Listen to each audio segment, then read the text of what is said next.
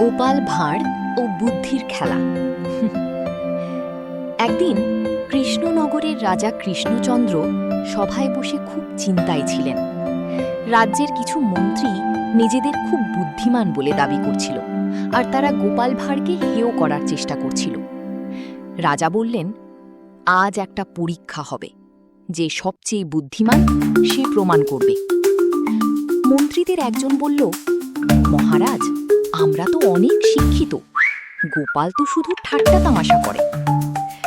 গোপাল হেসে বলল, মহারাজ, পরীক্ষা হোক, সত্যিটা বেরিয়ে আসুক।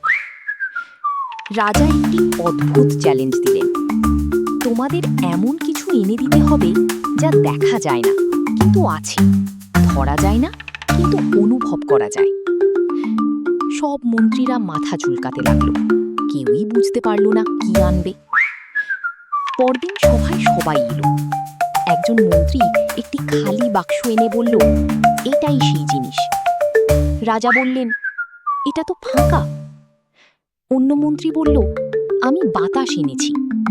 রাজা হেসে ফেললেন, বাতাস তো সবাই জানে। শেষে গোপাল এলো, হাতে কিছুই নেই। রাজা জিজ্ঞেস করলেন, গোপাল, তুমি কি এনেছো? গোপাল শান্তভাবে বলল, মহারাজ, আমি বিশ্বাস নিয়ে এসেছি। রাজা অবাক হয়ে বললেন, কোথায় সেটা? গোপাল হাসল, আপনি এখনই আমাকে বিশ্বাস করছেন যে আমি কিছু এনেছি, এইটাই তো প্রমাণ। এটা দেখা যায় না, ধরা যায় না, কিন্তু অনুভব করা যায়। রাজা হাততালি দিয়ে উঠলেন, বাহ, সত্যিই তুমি সবচেয়ে বুদ্ধিমান। সব মন্ত্রীরা লজ্জায় মাথা নিচু করে রইল।